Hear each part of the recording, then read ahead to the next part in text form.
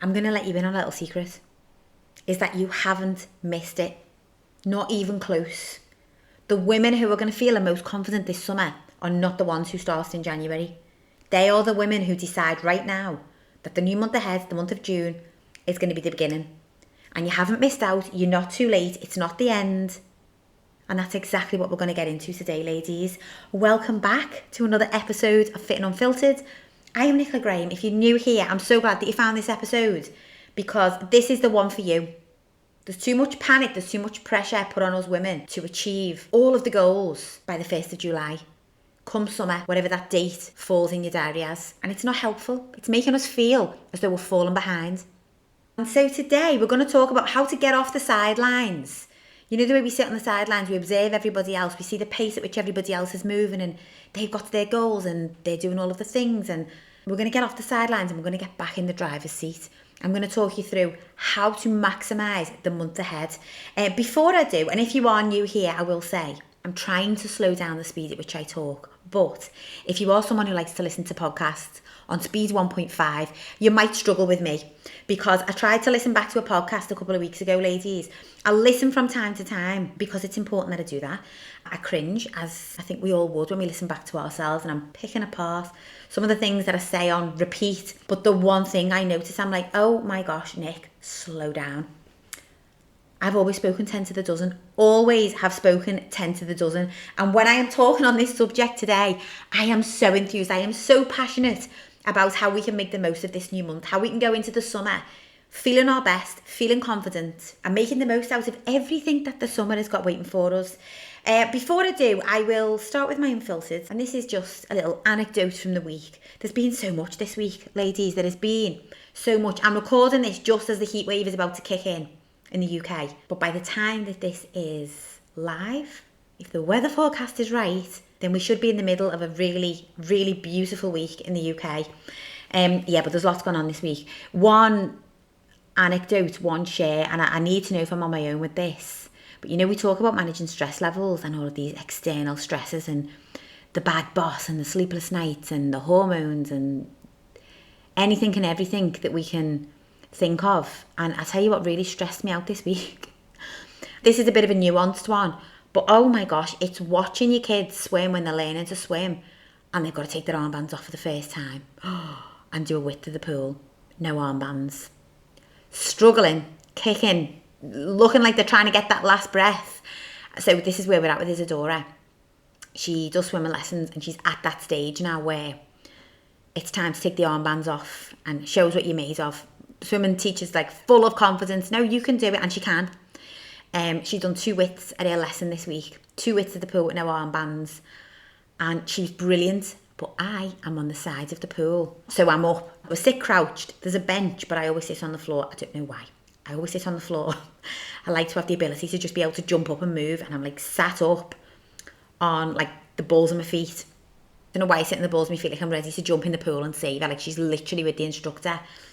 And oh my God, the stress levels. Like I feel as though I can't look, but I don't want to miss it. And if you've been listening along, then you will remember on a previous episode, I've been scarred by an incident with Izzy when she was younger, and she went under the water and I'd turn me back for 2 seconds and I turned around, she had no armbands and she was under. And I won't go into how stupid that was. We were in very shallow water, but anyway. And you know, you play all of the scenarios in your mind afterwards, and it's such a vivid memory. And so she's at that stage now where confidence is really growing, but obviously she still really needs the help. But the swimming instructors stay so calm. Like if you are a swimming instructor listening to this, hats off. I do not know how you do that job. I would be a nervous wreck. No kids would ever become self-reliant if I was the instructor, because I'd be giving everyone a woggle by the minute. The minute that they went under the water, I would be like, nope, armbands back on. Sorry, you're not ready. I don't know how swimming instructors do it, but massive respect. Izzy clearly is very capable. I thought I need to touch on this because I've had a client, her boyfriend was running at the London Marathon, and she sent me a message and she was like, oh my gosh, look at my stress levels today. And she'd sent me like a screenshot of her Aura ring. I don't know. I prefer saying it like Aura, but I think it's Aura. Anyway, and the stress levels, like she got a message from the app and just checking in with her. Like your stress levels have been unusually high today. And it's, so yeah, just another highlight, ladies, of how our bodies can be under stress, even in the most joyous of moments. But yeah, am I on my own with that one, with the swimming lessons? Because honestly, there's parents around the pool who are just chilling. Like, they're reading a book, they're having a casual chat. Every now and then they're just looking over at their kids, but like, not, I am hawk-eyeing. Like, I do not take my eyes off Izzy for 1 second in case she goes under the water. And you know the way they hold on to the sides? And then the instructors, like with other kids, because obviously when they first start taking their armbands off, they've got to go one at a time. And there's like 4 of them in the lesson. And so she's holding on to the sides when it's not her turn, but she had no armbands on. I'm thinking, just put the armbands on her while she's waiting for her turn. And so she's bobbing up, up and down. She's holding on, but she's bobbing up and down. And I'm just there giving it evil eyes, like, get up, keep your head above the water. And when we got out, she was like, Mum, I don't know if you can see it, but I have actually got hold of the side. And I was like, oh, babe, I obviously don't want to pass on my anxiety to her. And I was like, oh, babe, I didn't see that you had hold of the side. It's probably best just to keep your head above the water while the instructor's up the other end of the pool. So yeah, that is my anecdote of this week, ladies. But really what we are here to talk about is how to move past this story that we're telling ourselves that it's too late. And let me tell you this is the sweet spot for the fitness industry, because the majority of the fitness industry is built on making you feel like you are left behind. The diet industry profits from you feeling left behind. And there's these seasonal myths, isn't there? So at all different times of the year, 1 minute we're being told on social media to kick back, relax, eat the Easter egg, it's fine, live your best life. Only to then a couple of weeks later, seeing the highlight reel of where everyone's got to and how they're feeling and all of the things. And it's comparison culture. It's really just comparison culture. But here's what I know to be true, ladies. I have stayed in what I would call like healthy shape for the best part of this decade. And I show my clients how to do exactly the same. And I'll tell you the one thing that makes it different. And I don't say that to gloat or to blow smoke up my own behind. Not at all. But it's just the truth, because I know so many women listen to this and feel as though you're constantly bouncing from one thing to the next. But I'll tell you the one thing that we do differently is that we understand that there's no pause button, there's no stop start. When it comes to your goals, when it comes to getting to where you want to be, it's not as though we're going to get to the summer. So you start in January, you smash it, you get to the summer, and then you put your goals on pause. And then you go on holiday, you have a great 6 weeks with the kid, you do all of the things, and then we come back to it in September. We know how that goes. We regain a lot of the weight. A lot of you will have experienced this. You regain the weight over the summer, and then September comes and you feel like you're starting again, because that narrative it's self-fulfilling, isn't it? Like, we feel like it makes us feel good to think that, okay, well, I can get to where I want to be, and then I get to enjoy the summer. That's what we tell ourselves. Like, even saying that out loud, or hopefully hearing that out loud, sounds crazy, because your body doesn't go on pause. Your metabolism, your muscle mass, like nothing, it never goes on pause. You're either progressing and working towards the better version of yourself, or you're working to maintain the goals that you've achieved, or you're slowly declining backwards. And this is why I always say the best time to start is always now. Always. Even if you are just about to go off on a 3-week cruise, all inclusive, it's still a better time to start now than when you get back. Because when you're on that 3-week cruise, you're not on pause. That's just going to be another 3 weeks of slowly going backwards. And I think the fear for so many women is that if we commit to something though, then we've got to sacrifice all of the good stuff. And we've got to be all or nothing. And we won't be able to enjoy ourselves. So we wait for the opportunity. We wait for that time when we think, you know what, I don't really want to be miserable over the next couple of weeks, to be honest, following a diet and doing all of the things. So I'm just going to enjoy myself, and then I'll diet when I get out the other side. When you are following a healthy lifestyle, and I want you to listen to this bit twice, it should be and it can be an enjoyable process. Now, if there's reasons why you've not enjoyed it in the past, it could be anything from it was the wrong plan for you. You didn't have the mindset in check. Maybe you weren't looking at the other lifestyle factors that we look at inside of Thriving Women. We look at stress management, we look at sleep, we look at your menstrual cycle, we look at obviously your food, your exercise. But if it's always felt miserable before now, something is off. And so, ladies, I want to offer a reframe for today because there is a new month upon us and you have got every opportunity to make this the best month of the year and to go into summer feeling confident. Now, I'm not going to say you're going to drop all of the weight that you're hoping to lose in the month of June, but you can put yourself in the driver's seat and you can start to build healthy habits, a healthier way of thinking, a more resilient mindset, behaviours that align with your goals. You can start that right now. And then we go into the summer and we feel, note the word feel, I always talk about feeling at our best as opposed to weighing a certain number. You can start to feel in the driver's seat more confident, more energised now. And I was actually saying this inside of our community earlier in the week, is that in the summer months, we just changed the plan slightly. So there'll be clients who always go to the gym who might have to do a couple more home workouts during the summer, or we want more flexibility with our calories. I've got clients who'll go into more of a maintenance phase during summer, which again, there's still structure built around that because we still want to maintain the results that we've got so far. And we want to be able to understand how to make it work, how to create that balance. Like I would argue that the summer is one of the best times actually to make a start, because hear me out on this one. You might be thinking, Nick, this is very far-fetched. Well, let me tell you, if you've always yo-yoed, you need to listen to this because you're keeping yourself stuck by ignoring the fact that potentially the summer is just an extended version of what you might typically struggle with. So, classic example, Monday to Friday, you're pretty good, you follow a similar routine, you can hold it together, you've got the willpower, you go to the gym, you do all of the things. The weekends tends to be when you fall off a little bit more. Well, the summertime, for most, with the kids being off and with the routine being a little bit all over, or holidays and travels and social occasions, just tends to be an extension of the weekend. It just tends to be an extended period of what you already struggle with. So what better time to get a handle? What better time to get in the driver's seat and understand, okay, I actually want to understand how to make really good choices at these occasions, how to create a bit more balance and how to get my head in the right place so I feel as though I'm in control. Because let me tell you this, ladies, and I know that we all relate to this one. I know that I do. Previous summers when I have felt as though I'm not doing enough and I'm trying to wing it and I'm jumping from one thing to the next. And what happens is we never feel like we've done enough. We never feel our best. And we're always in this cycle of either putting our foot on the gas, starving, trying to be good, in inverted commas, or we're off the other end. And we know what follows that. The feelings of feeling guilty, and then we feel embarrassed, and then, we feel ashamed of ourselves. Like, why couldn't I just stick to the plan last night? And now I'm eating in a certain kind of way because I'm hungover, and it's like this. And what happens is it consumes every thought. You never quite feel settled, you never quite feel content.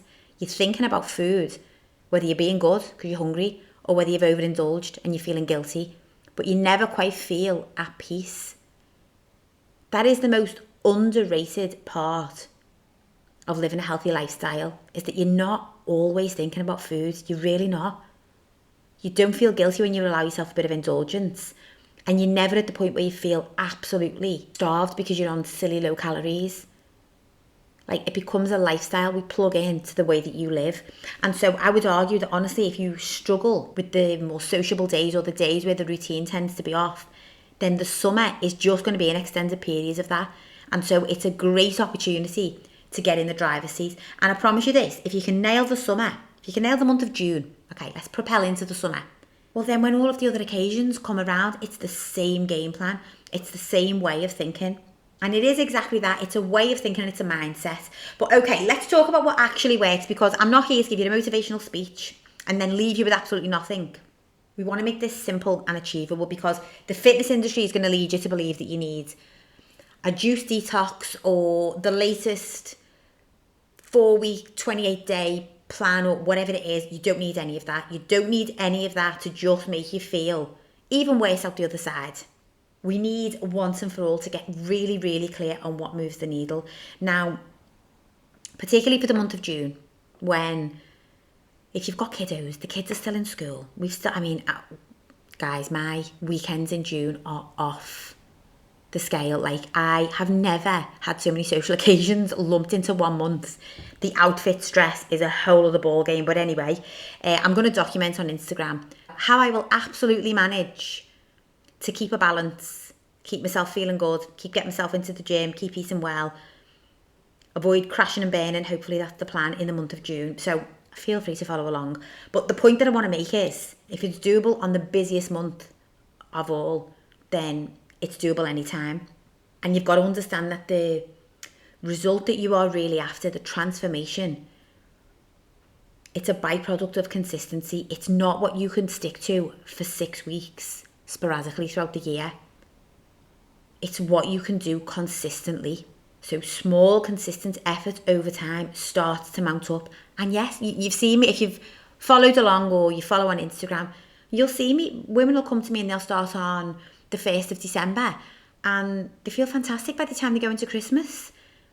And there's this whole other percentage of the population who've told themselves December's too late to start.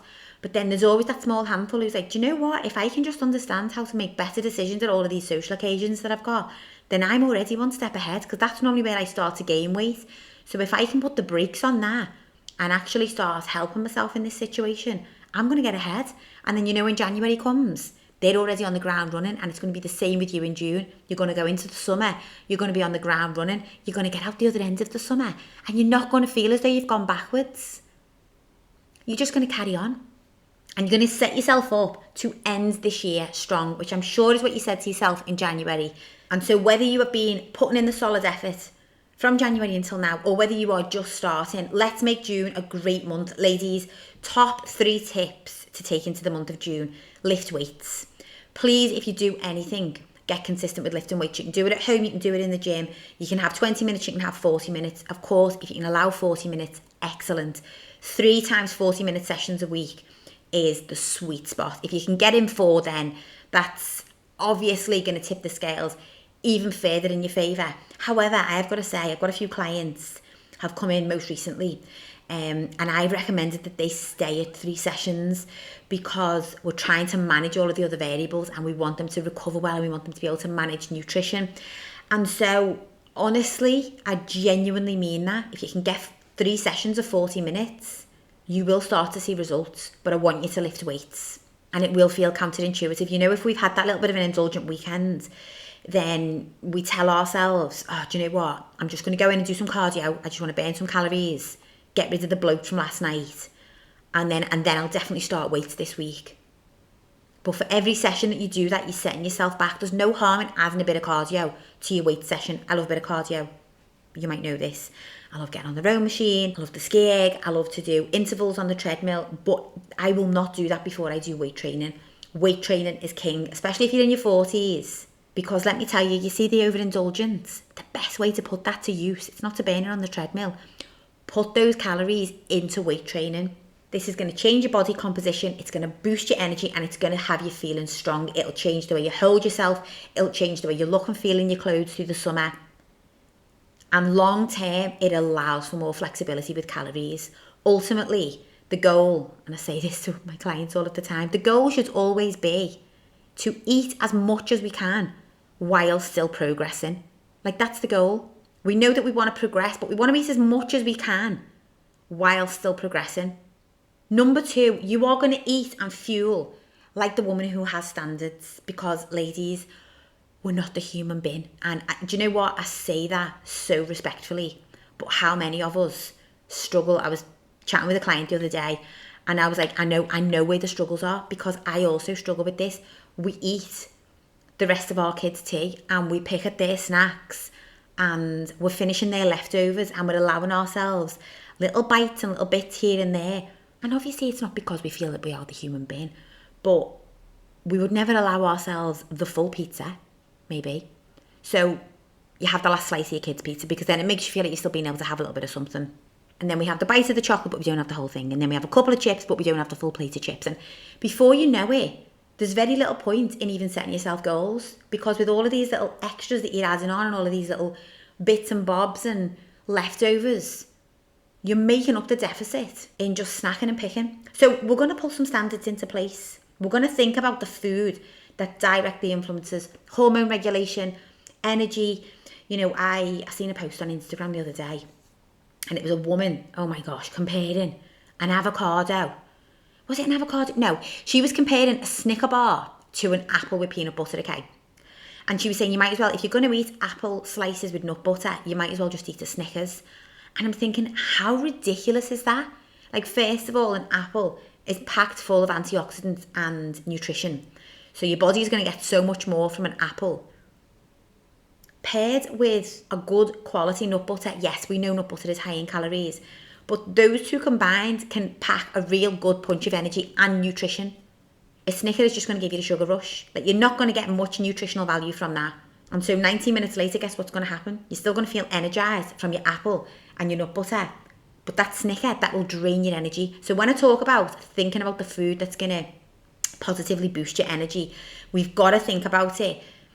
Yes, calories matter. They do. The number matters, especially if you want to shave a couple of pounds off before the summer.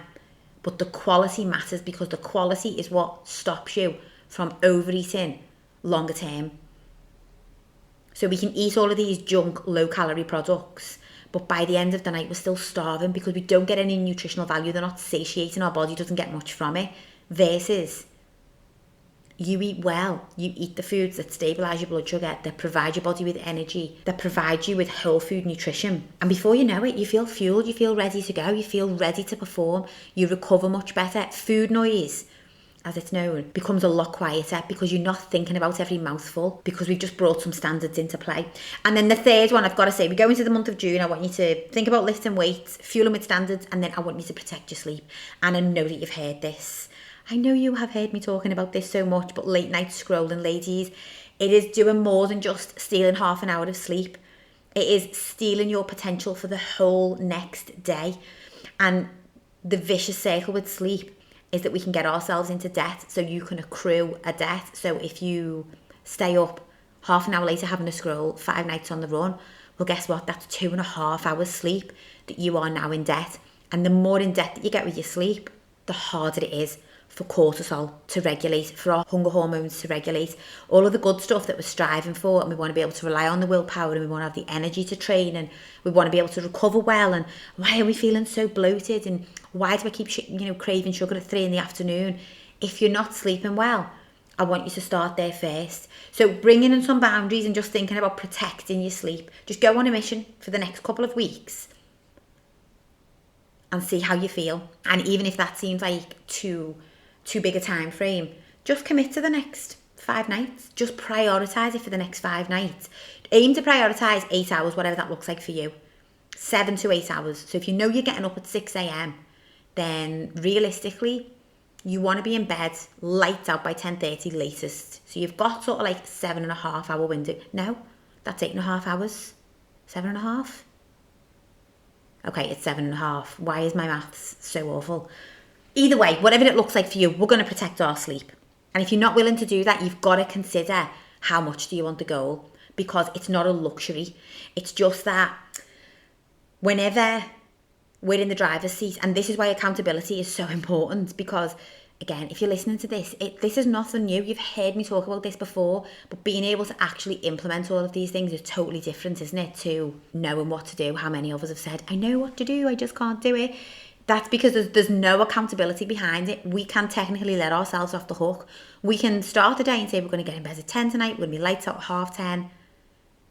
But then when 10:30 comes, we can also let ourselves off the hook and just watch 15 more minutes, or just scroll for 15-20 more minutes. And then before you know it, it's more like 11:10 when the lights go out. And so that brings me on to thinking about why do you want to feel in great shape? Why do you want to build this confidence ahead of the summer? For a lot of you, it'll be because you want to be able to dress a certain way. You want to be able to get on the photographs on holiday and not hate what you see. You want to be able to get in the pool with the kids and not feel hideous. And let me tell you, if that is your reason why, I want you to get in the pool anyway, because between you and me, you are already amazing. You're already amazing. You just don't feel it. Okay, so we're going to work on feeling amazing. That's not a dress size. It's not a number on the scales. Ladies, when I talk about all of this stuff, I do never want you to stop yourself from where you are now doing the things that you want to do. Do it anyway. The self-talk, the mindset, the identity is a massive part of what we go through inside of Thriving Women, because we've got to understand that you're already amazing, but we put labels on ourselves. We think the people around the pool are looking at us and judging us, or we might think that our hubby is no longer attracted to us. We think that we are embarrassing ourselves. I've had women say to me, they feel like they're embarrassing their kids. I'm like, do you remember being a kid? Because I do. And I remember my dad getting in the pool with me, and I don't remember what he looked like, what shape or size he was in. I just remember that he was there playing with me. And also my mum from time to time, although she did have these insecurities that I'm exactly talking about now, and she didn't want to get her hair wet and all the rest of it. Like, it was too much, because she just didn't have the confidence. I don't remember what my dad looked like, genuinely. What his weight, size, whatever was. I just remember that he was in there playing with me, and your kids will be exactly the same. But that is the identity side of things, ladies. That's possibly a whole other podcast episode. Bottom line, we can have all of the tactics in the world. You can hear me talk about the food and lift the weights and da-da-da, and you can have all of that. But if you're not going to identify as the woman who wants to lead a healthier lifestyle as a way of living, not just as a quick fix to get to the summer, then none of those tactics are going to stick. You're always going to feel like you're yo-yoing between the two. So it's less about the perfect plan and more about just deciding, who do you want to be? Who are you? And listen, if up until this point you've always yo-yoed, maybe you've tried some of the latest fads, maybe you're not where you want to be, maybe you've been trying to do all of the things and nothing seems to be working, forget all of that.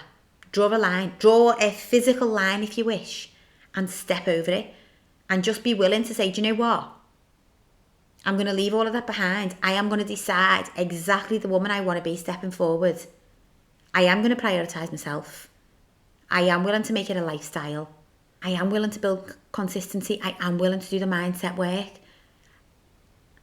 I do want to have flexibility. I want to be able to enjoy a little bit of both during the summer, and I'm willing to put the work in.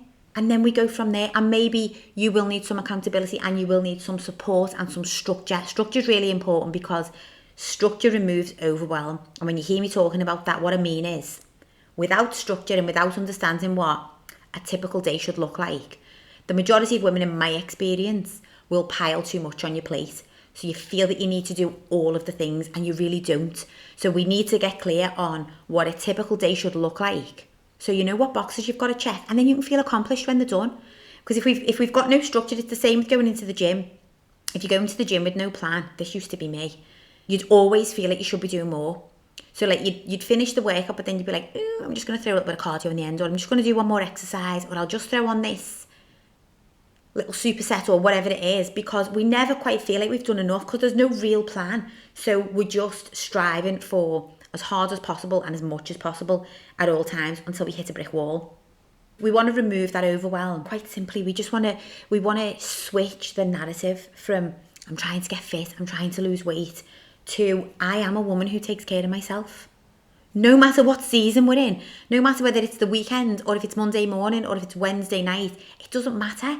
I am a woman who takes care of myself, period. Get comfortable with that being the statement that you align to, because if that's what you want, it is so doable. And you're not too late. It doesn't matter where you are, it doesn't matter what the dress size, it doesn't matter what your age, it doesn't matter what your hormones are doing. It's not too late, but it's time to start now.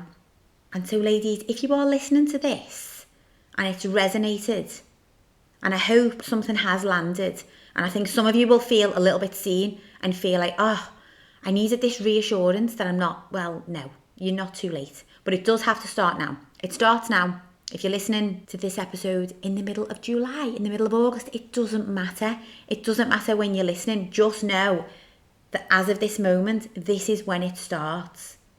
And so I hope you leave this episode knowing the truth. The truth is, if you haven't started yet, then the best is still yet to come, ladies. And you can absolutely have the fulfilling, confident, healthy summer that you are worthy of. But we just need to understand how to plug it in. We need to understand how to get off this hamster wheel and make it a lifestyle. And as always, if you know that you're going to need support, and help and accountability with that. That is what Thriving Women has been created for, our Time to Thrive programme. We are actually kicking off a June challenge inside of group coaching for the month of June. All of my one-to-one clients obviously constantly in flow also with challenges, but specifically group coaching clients will be doing a challenge in the month of June, which is exciting, and getting us all prepped and ready so that we can make the most of the summer and the months beyond that. Ladies, for all of you that have listened today, thank you for listening. If it resonated, if you know somebody else who needs to hear this message, please share, please like and subscribe to the episode. And if you are ready to stop sitting on the sidelines and get in the driver's seat, come and join us inside of Time to Thrive. The link is in the show notes, or as always, my DMs, Instagram is probably the best place, are always open. Drop me a message and let's get going. Ladies, I'm wishing you all a very positive, healthy, strong, fit, strong-minded rest of your week, and I will catch you all on the next episode of the podcast.